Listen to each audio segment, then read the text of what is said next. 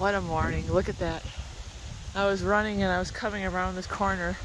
I thought somebody had, they had like a fire going this morning, and there was rolling off this point this great cloud, and I rounded it and look, isn't that beautiful?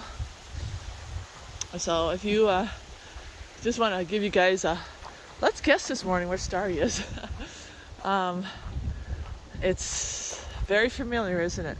How beautiful it is. Well, this weekend we actually took a trip over here to Washington, which is right next door to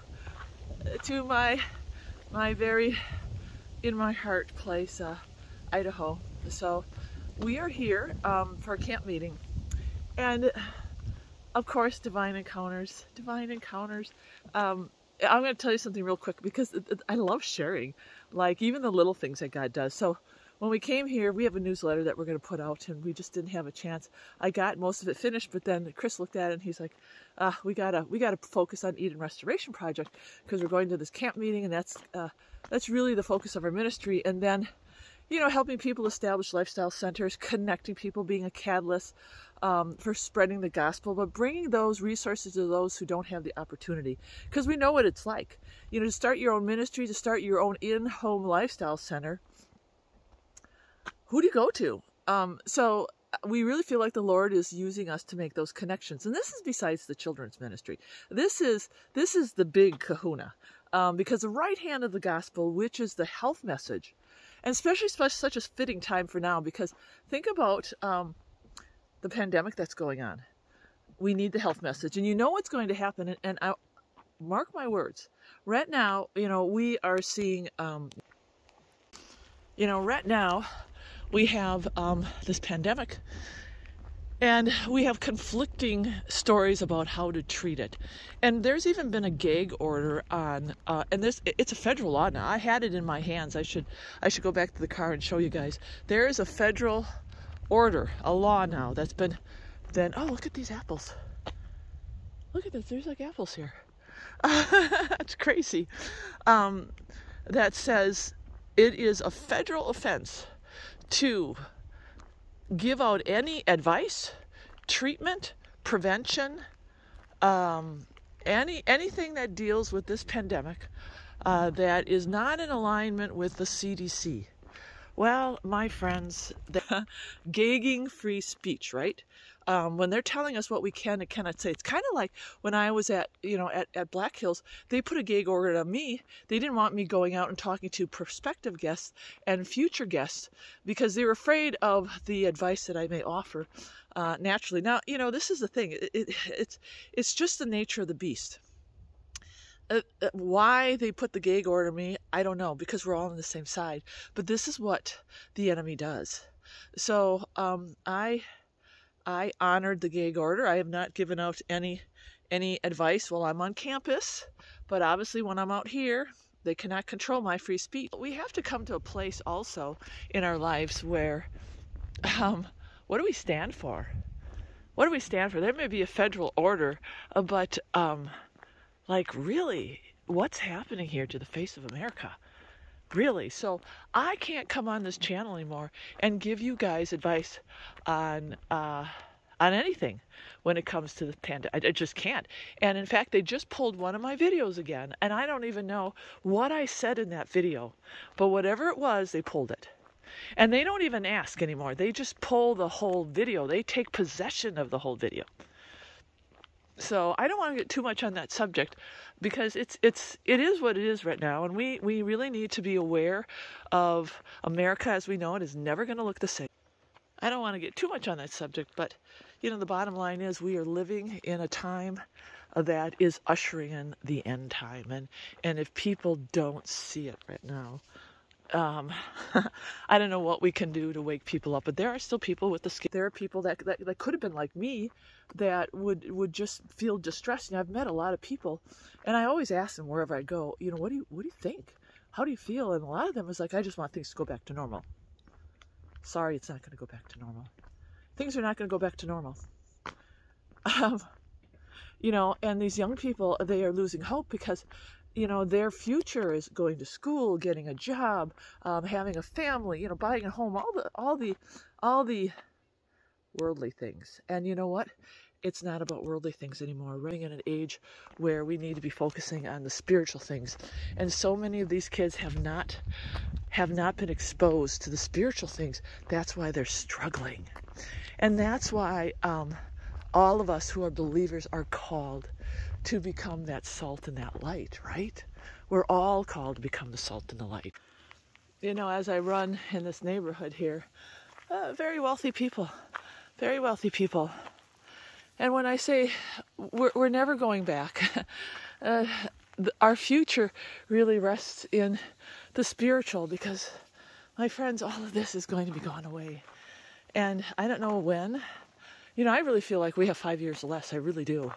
I don't know what you guys think, but this is what I think. But all of this wealth, all of these things, all of these treasures that man has put their heart in, it's worth it. What do we do? What do we do? I really feel like right now, and I see, here I am with a gathering of other believers, and they're having the same stories. They feel that the Lord is wanting to refine them. They feel they are being brought through the fire, and the fire is so that they can, that the Lord can burn off the dross and make it more like Him. It is all about character. It's not about the trials. It's not about the sufferings. We are allowed to go through that so that we can recognize our weakness, we can draw it to God, and our character will be changed. What we behold is what we become. And I'm telling you what, friends, whatever you're beholding right now is what you are. If you're still beholding your job, that's what you are. If you're still beholding your possessions, that's where your heart is. And it is so imperative to stop looking at the external, the temporal, and to fixate your eyes above on Christ. And this is why I do these videos and I talk things that the Lord is doing, because I want to empower you to recognize that God is working in believers' lives, and He's not working in your life right now. You're not beholding what you need to be beholding, because it is clear, it is distinct that the veil is being pulled back and the spiritual war has begun. So with that said, I want to share with you just the little things that happened here at the retreat. Okay, so let me just tell you guys a little bit of some of the things that the Lord has been doing. Number one, we were trying to work on a newsletter the other day. I was on the computer, got everything typed out. It took a long time. And we came here. We couldn't find a place to print it. But then once we got here, we realized we really got to get this newsletter in the hands of these people, because there's great opportunity, right? So we have skipped one of the classes to work on it. And when I opened up the program, I realized all my work was gone. All of it. And these were words that you just can't repeat them, right? You know how it is. So I told Chris, we agreed, we need to pray. We need to pray, because we can't do this without the Lord. And we really submitted ourselves. So Chris is praying, and while he's praying, and this has been happening more and more, I had the vision. I took a picture. I didn't know this. The Holy Spirit brought it to me that I had taken a screenshot of my work. I didn't know I did. It came to my mind. There's a screenshot. As soon as I got done praying, I looked at Chris. There's a screenshot. There's a screenshot of my work. And I opened up my tablet, and there it was. There was a screenshot. And I can you believe that? Can you believe that? So, forget about the little things. For me, it's not even little, it's big. So, to make a long story short, we had such a problem. And we needed it printed off, and things weren't working. So Chris went and talked to the owners of this big lodge. Well, there he made an instant connection. These people are missionaries, and they have been buying and selling land, and they have these stories, these great stories about the blessings that they have had with buying pieces of property, say for $50,000, and then they end up, like the Lord puts upon their heart to buy this piece of land, and then they end up selling it for $200,000. I mean, the blessings. They have started ministries like in other countries. I don't know the whole story. I maybe, correct me if I'm wrong, but incredible stories. And me and Chris pray big with this ministry. big, which means we have to first seek God and his righteousness, and all things will be added. If you seek his kingdom first seek God and his, you seek the kingdom first, things will be added. So I told him, I said, this is not by accident that you ran into these people and that that they're going to try to help us print up our newsletter. Because in the end, what happened is I spoke with her, and she's like, I'd love to hear your story. I'd love to hear what's going on. And I'm like, God brings us the resources. So, we also had, who gave a sermon, and well, he gave his talk. And in the middle of his talk, he was supposed to be talking about the 12 Laodiceans, right? He ended up talking about all the miracles that God has been doing with money, finances. And a lot of times we just don't talk about that aspect of our walk. When you lay it all aside and you trust the Lord and you give, when you're on your last dime, I'm telling you, it will come back. And sometimes it just doesn't come back as is, but it'll come back tenfold. So it wasn't by accident that he was telling that story. For me, it was confirmation that he's going to support this ministry. He will provide a way if we trust and obey. And then we're beginning to see, we talked about with this ministry, the things that we want to do, helping people start a lifestyle center. Well, sure enough, we had 2 people approach us that need help with that endeavor. And I'm like, this is crazy. Like, we come to this camp meeting and there's the people waiting.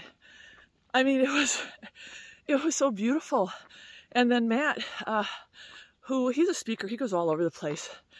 He's in Arkansas, and then my other dream is to go to other churches and do seminars.